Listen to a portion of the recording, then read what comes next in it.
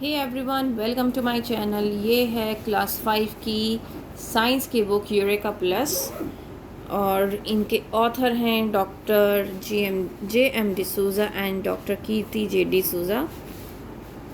सो आज हम इसकी बुक के चैप्टर्स को एक्सप्लेन करेंगे। So unit 1, unit 2, unit 3, unit 4। So इसमें चैप्टर्स कुछ इस तरीके से आप अच्छे से देख सकते हैं। तो आज जो हम चैप्टर कवर करने वाले हैं that is plant reproduction. So plant कैसे रिप्रोड्यूस होते हैं, एक नया प्लांट कैसे उगता है, वो हम इस चैप्टर में पढ़ने वाले हैं। ठीक है, तो सबसे पहले यहाँ पर एक एक्टिविटी दी हुई है। ठीक है, उस एक्टिविटी को हम देख लेते हैं। Soak 3 to 4 bean seeds overnight. How are soaked seeds different from dry seeds?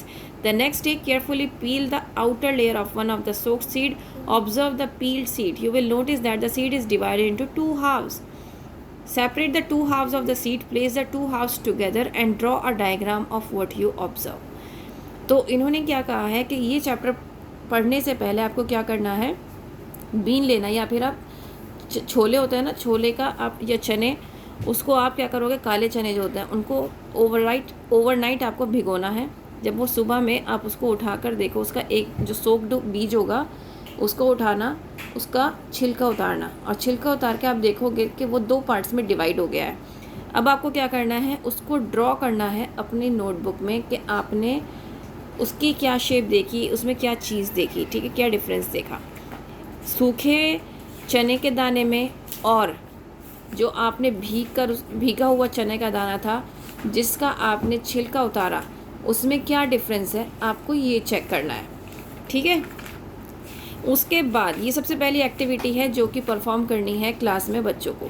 ठीक है, जैसे कि आप यहाँ पर देख सकते हैं, ये वो बीज है जो हमने ये कच्चा बीज है जिसको अभी तक हमने भिगोया नहीं है, लेकिन जब हमने इसको भिगो दिया तो ये 2 पीस में ऐसे डिवाइड हो गया। तो ऐसे क्या करना है, आपको बनाना है, आपको बच्चे को बनाना है। ठीक है, देन उसके बाद अब हम पढ़ेंगे chapter plants are living things. Plants क्या होते हैं, लिविंग थिंग्स होते हैं।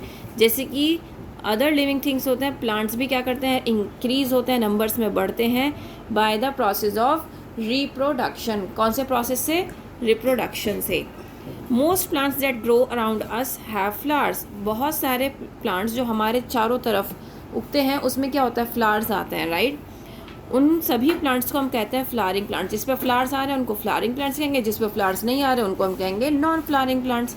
तो फ्लावरिंग प्लांट्स क्या होता है, वो डेवलप करते हैं फ्रूट्स में, जैसे कि custard Apple flower forms a custard Apple fruit and a pomegranate flower forms a pomegranate fruit. तो ये जो फ्लावर होता है बेसिकली ये फ्रूट में कन्वर्ट हो जाता है। ठीक है, अब हम बात करते हैं सीड्स की, बीजों के बारे में बात करेंगे। So most plants produce fruits with seeds. बहुत सारे प्लांट्स ऐसे होते हैं जो फ्रूट्स के साथ साथ बीज भी प्रोड्यूस करते हैं।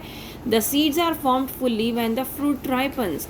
सीड जो हैं वो कब बनते हैं पूरे, जब जो फल है वो उग जाता है। अब आपने देखा होगा बहुत सारे ऐसे फ्रूट्स होते हैं जिसके अंदर बीज होते हैं, जैसा कि आम है या फिर प्लम है ना, इस तरीके की एग्जाम्पल्स, चेरीज़ हैं। तो इन सब में क्या है, ये बीज मौजूद हैं इसके अंदर। ठीक है, अब a seed has a thin covering over it. किसी भी सीड के ऊपर एक थिन पतली सी परत होती है, उस परत को हम सीड कोट कहते हैं। सीड कोट क्या करती है, उसका क्या फंक्शन होता है कि वो सीड को प्रोटेक्ट करती है। Seed contains seed leaves. Seed के अंदर क्या होती है, सीड लीव्स होती हैं जिसको हम कॉटिलेडन्स भी कहते हैं। कॉटिलेडन्स क्या करता है, बेसिकली उसका रोल क्या होता है, वो जो खाना होता है उसको स्टोर करके रखता है अपने अंदर। Plants that produce seeds with 2 cotyledons are called dicots. अब वो प्लांट्स जिनके पास 2 कॉटिलेडन्स होते हैं, जैसे कि हमने अभी एग्जांपल लिया था छोले का या चने का, तो उसमें क्या होता है, 2 कॉटिलेडन्स होते हैं, 2 पार्ट हो जाते हैं। तो 2 कॉटिलेडन्स हो गए तो उसको हम कहेंगे डाइकॉट। जैसे कि beans, pea, mustard, mango plants are example of dicots. If you soak a bean seed in water overnight you will be able to separate the 2 cotyledons and see a tiny structure. ठीक है, attach to the cotyledon, this is the baby plant और the embryo. अब अगर आपने देखा होगा कि जब हम कोई भी कॉटिलेडन वाला पार्ट होता है ना, सीड वाला पार्ट होता है, जब हम इन दो को अलग करते हैं तो यहाँ पे हमें एक छोटा सा पीस ही ऐसा दिखाई देता है। ये होता है बेबी एम्ब्रियो, मतलब ये बेबी प्लांट होता है, ठीक है, जो इसके अंदर उग रहा होता है। This is a baby plant और the embryo. The seed coat keeps the baby plant alive by not letting it dry. Seed coat का क्या फंक्शन होता है? वो उसको अलाइव रखता है। कैसे? उसको पानी खाना सब देता रहता है, उसको ड्राई नहीं होने देता है। कुछ plants some plants produce seeds with one cotyledon. कुछ ऐसे भी होते हैं जिनका सिर्फ एक कॉटिलेडन होता है, जैसे कि उनको हम क्या कहते हैं? मोनोकोट्स कहते हैं। जैसे कि मेज, व्हीट, राइस प्लांट्स, ये क्या है सारे एग्जाम्पल? ये किसके एग्जाम्पल है? सारे मोनोकोट सीड के प्लांट्स एग्जाम्पल हैं, ठीक है। Then germination of seed. हम कैसे जर्मिनेशन करते हैं? आपने देखा होगा घर में मम्मा स्प्राउट्स बनाती है ना, ऐसे ऐसे वाइट पार्ट निकल के आता है ना, दैट इज़ जर्मिनेशन। मतलब वो जो बीज है उसने जर्मिनेट होना स्टार्ट कर दिया। मतलब अगर आप इसको मिट्टी में डाल दोगे तो एक नया प्लांट उगकर आ जाएगा। और ये बीज जो होते हैं ना, ये जो स्प्राउट्स होते हैं, ये बहुत हेल्दी होती हैं। इसमें सबसे ज़्यादा न्यूट्रिएंट्स पाए जाते हैं, ठीक है। और क्यों पाए जाते हैं? क्योंकि इसमें एक इतनी ताकत होती है कि ये एक नए प्लांट को जन्म दे सकता है। मतलब अगर हम इसको एक उसमें सॉइल में दबा दें तो क्या होगा? एक नया प्लांट उग जाएगा, है ना। और अगर इन सीड्स को हम खाते हैं एज ए स्प्राउट्स, हम उसकी स्प्राउट सैलेड बनाकर खाते हैं, तो ये बहुत ही हेल्दी सैलेड होती है, right. So germination of seed क्या होता है? Process by which a seed grows into a new plant. वो प्रोसेस जिसमें सीड जो है वो एक नए प्लांट में उग गया है, उसी को कहते हैं सीड जर्मिनेशन, ठीक है। Only an intact fully form seed form a ripe fruit can germinate. जो कि फुल्ली राइप फ्रूट का बीज होता है ना, वो ही जर्मिनेट कर पाता है, ठीक है। Requirements for seed germination. अब सीड जर्मिनेशन की रिक्वायरमेंट्स क्या हैं? वाटर होना चाहिए, गर्माई होनी चाहिए, मतलब उसको सनलाइट की भी ज़रूरत होती है, एयर की भी ज़रूरत होती है। सबसे बड़ी बात स्पेस चाहिए उसको उगने के लिए, ठीक है। तो ये सब चीज़ें बहुत इंपॉर्टेंट है किसी भी प्लांट की ग्रोथ के लिए। Water, a seed needs water to germinate. Seed को पानी की ज़रूरत होती है जर्मिनेट होने के लिए। आपने देखा होगा कि जब भी बारिश होती है, बारिश के बाद बहुत सारे छोटे छोटे न्यू प्लांट्स निकल के आ जाते हैं। और वो न्यू प्लांट्स कैसे आते हैं? क्योंकि वहाँ पर कहीं ना कहीं कभी ना कभी सीड्स गिर गई होंगी, तो वो अंदर ही अंदर जर्मिनेशन स्टार्ट हो गया था, लेकिन उसको प्रॉपर वाटर जितना उसे चाहिए था वो नहीं मिला था। तो जैसे ही उसको पानी मिला, रेन हुई, तो क्या हुआ? उसने एकदम से जर्मिनेशन स्टार्ट कर दिया, ठीक है। जब when water is available seed absorbs water and germinate. अब पानी जैसे ही मिला उसने एब्जॉर्ब किया पानी को और जर्मिनेट हो गया। वार्मथ मतलब गर्माई। अब गर्माई कैसे मिलेगी? वो हमें मिलती है सनलाइट से, है ना। तो सनलाइट से जब गर्माई मिलती है तो वो जर्मिनेशन में हेल्प करता है, जिसकी वजह से आसानी से जर्मिनेट हो जाते हैं। Air, keep a few groundnut seeds immersed in water for a few days. अगर आप किसी भी ग्राउंडनट सीड्स को क्या करोगे? पानी में कुछ दिन रखोगे, क्या वो जर्मिनेट हो जाएंगे? Seeds need air to germinate. Seeds को हमेशा एयर की ज़रूरत होती है। अगर वो पूरे टाइम पानी से ढके रहेंगे तो वो प्रॉपर एयर नहीं ले पाएंगे, जिसकी वजह से जर्मिनेट नहीं हो पाएंगे। तो जर्मिनेशन के लिए क्या ज़रूरी है? Air, warmth and water. Do all seeds germinate? क्या सारे सीड्स जर्मिनेट होते हैं? तो जो फुल्ली फॉर्म्ड नहीं होते हैं सीड्स, वो जर्मिनेट नहीं होते हैं। कुछ ऐसे सीड्स भी होते हैं जो कि इंसेक्ट खा जाती है या फिर एनिमल्स खा जाते हैं। कुछ ऐसे सीड्स भी होते हैं जो रॉक्स पर गिर जाते हैं, लेकिन इसकी वजह से, सॉइल में ना गिरने की वजह से क्या होता है? वो जर्मिनेट नहीं हो पाते। कुछ ऐसे भी सीड्स होते हैं जो कि डीप इनसाइड द सॉइल चले जाते हैं, जिसकी वजह से जर्मिनेशन पॉसिबल ही नहीं हो पाता। नाउ सीडलिंग के बारे में पढ़ते हैं। When a seed receives the required amount of warmth, air and water, the embryo and the seed begins to grow. जब किसी भी सीड को प्रॉपर अमाउंट में गर्माई, पानी और हवा मिलेगी तो वो क्या करता है? वो आराम से जर्मिनेट हो जाता है, ग्रो करता है। The seed absorbs water and becomes larger. Seed क्या करेगा? पानी को एब्जॉर्ब करेगा और बड़ा हो जाएगा, जिसकी वजह से उसकी जो कोट होगी वो स्प्लिट हो जाएगी और वो 2 पार्ट्स में डिवाइड हो जाएगा, या आप कह सकते हैं उसमें से एक एक रूट इमर्ज हो जाएगी जो कि डाउनवर्ड डायरेक्शन में होगी, और जैसे ही आप उसको सॉइल में डालोगे तो एक नया प्लांट उसमें से उग जाएगा। ठीक है।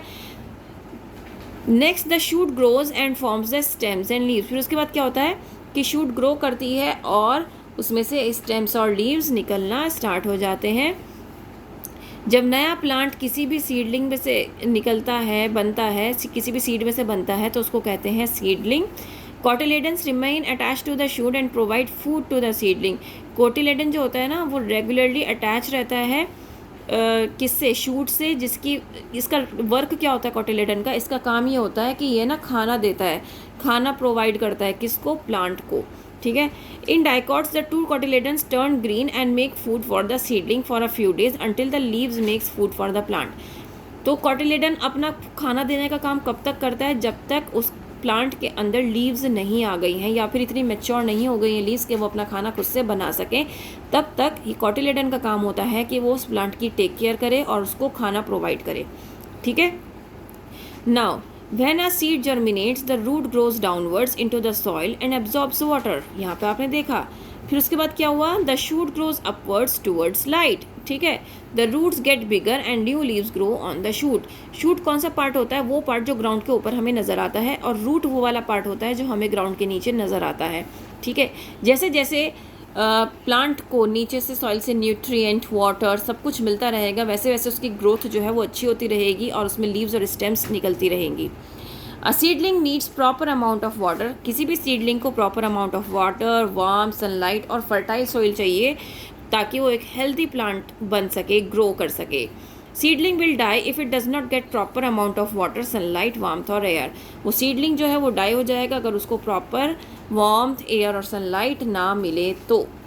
नाउ सीड डिस्पर्सल क्या होता है, जब कोई भी सीड जो है फुली फॉर्म्ड हो जाता है तो उसको वो जर्मिनेट हो जाता है, लेकिन कई बार क्या होता है कि अगर कई बार वो जो प्लांट का सीड, वो जो सीड है वो मदर प्लांट के आसपास गिर गया है, ठीक है, तो क्या होता है उसको वहाँ पर प्रॉपर स्पेस नहीं मिल पाता, जिसकी वजह से वो वहाँ पर प्रॉपरली ग्रो नहीं कर पाता है। उसको स्पेस क्यों नहीं मिलता, क्योंकि वहाँ स्पेस की कमी होती है।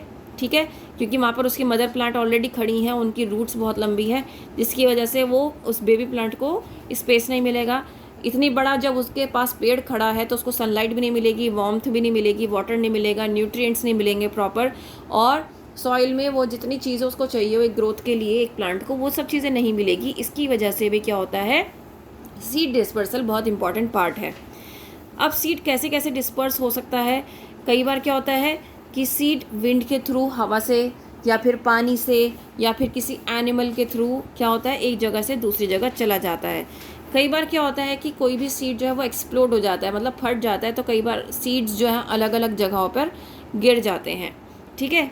So dispersal by wind, all grasses have very light seeds. सभी ग्रास के बहुत हल्के सीड्स होते हैं जो कि हवा से इधर उधर चले जाते हैं, जैसे कि डेंडलियन, डेजर्ट रोज, मिल्कवीड, कुछ ये are parachutes. Wind carry such seeds away from the mother plant. Winged seeds of the Indian elm tree glide in the wind. Some of these seeds fall on the ground, get covered with soil and germinate when it rains। तो ये आपको कुछ examples दिए हैं उन plants के जिससे जो डिस्पर्सल बाय विंड होता है। नाउ डिस्पर्सल बाय एनिमल्स कौन कौन से होते हैं, जैसे वो कौन से डिस्पर्सल बाय एनिमल्स कौन से होते हैं जिनके स्पाइंस होते हैं, जिन सीड्स में स्पाइंस होते हैं, वो या तो एनिमल के फैदर्स में लग जाते हैं या फिर उनके फर में लग जाते हैं, और उनके साथ जहाँ जहाँ वो जाते हैं या वो कहीं गिर जाते हैं, जिसकी वजह से वो एक जगह से दूसरी जगह सीड्स ट्रैवल करते हैं और जहाँ पर भी वो गिर जाते हैं वहीं पर जर्मिनेट हो जाते हैं। ठीक है। कई बार आपने देखा होगा कि राइप फ्रूट्स जो होते हैं बर्ड्स, स्क्वेरल्स या बैट्स वगैरह खाती हैं और अपने साथ वो कई बार बहुत दूर भी ले जाती हैं उस सीड को, तो जिसकी वजह से क्या होता है जहाँ पर भी वो सीड गिर जाता है और सॉइल उसको प्रॉपर सॉइल, सारी जितनी भी कंडीशंस होती हैं वो मिलती हैं, उसके बाद क्या होता है उसको वो जर्मिनेट हो जाता है एक नए प्लांट में।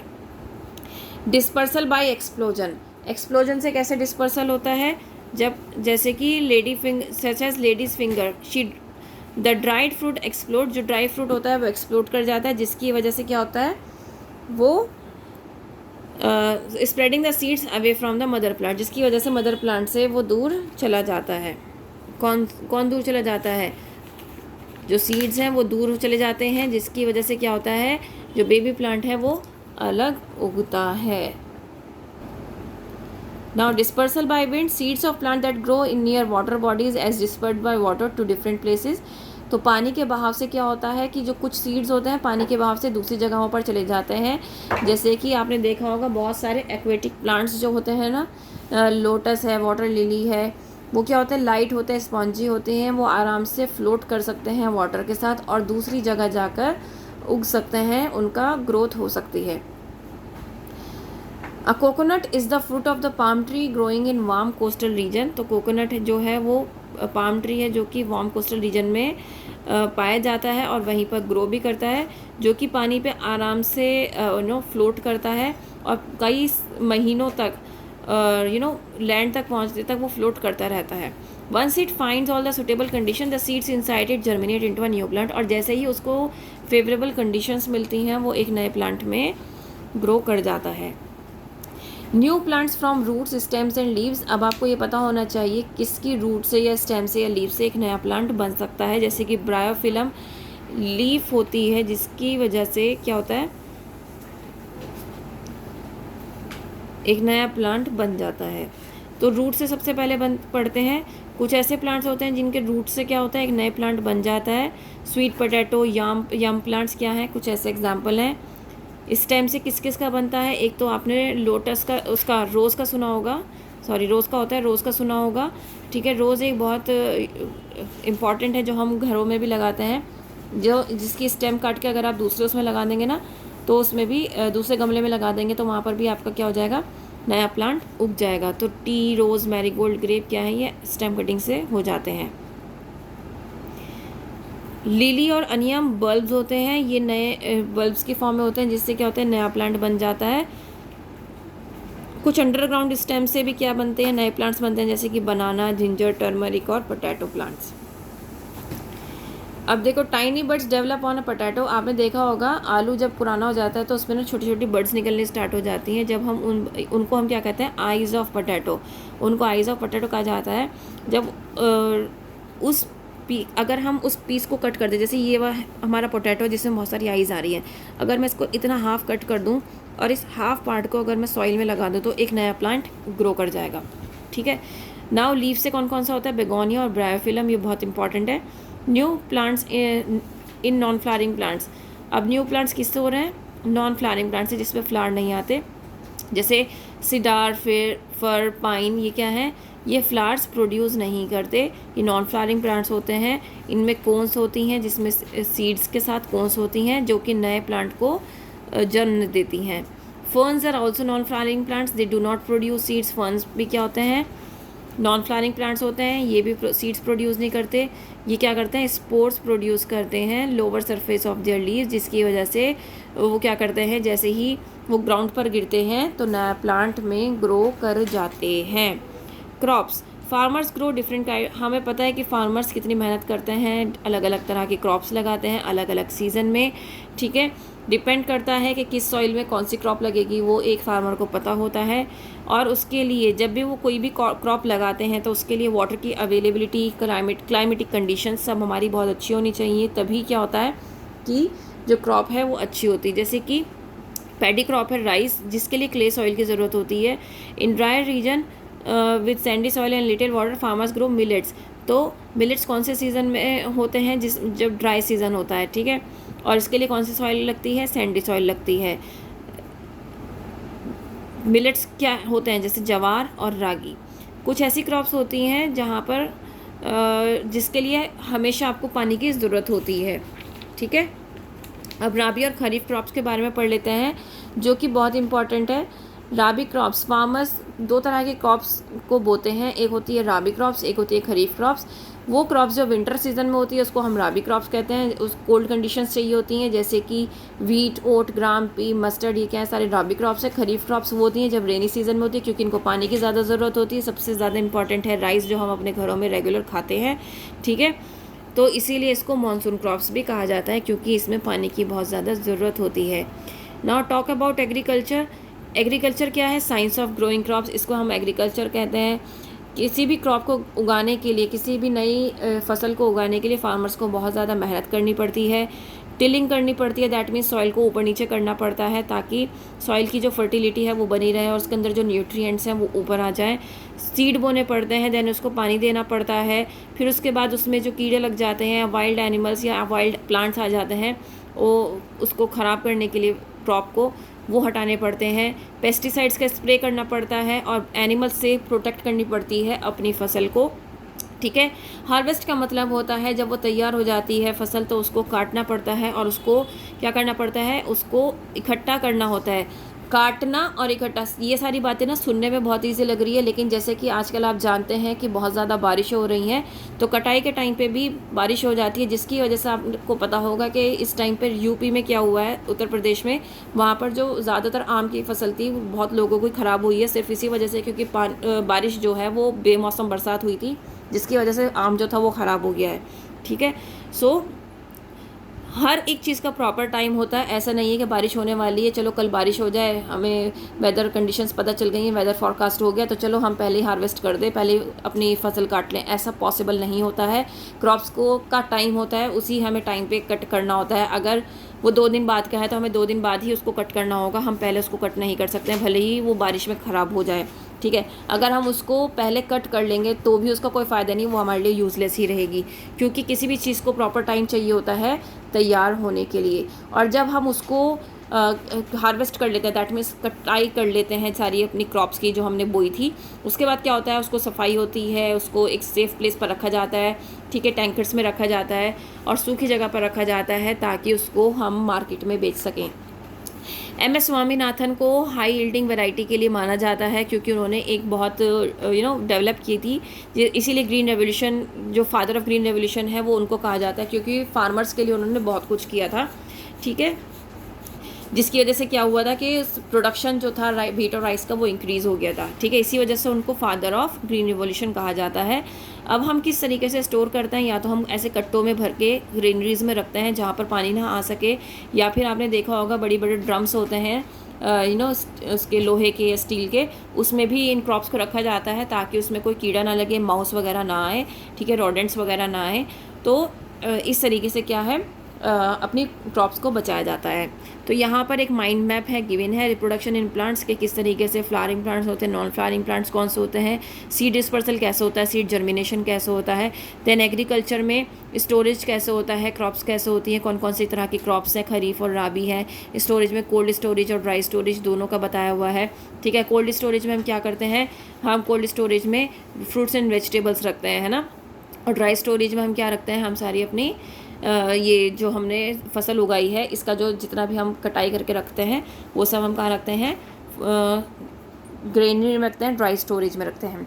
उम्मीद करती हूँ कि ये चैप्टर आपको अच्छे से समझ में आया होगा। अगर समझ में आया है तो please like share and subscribe. That's all. Thank you.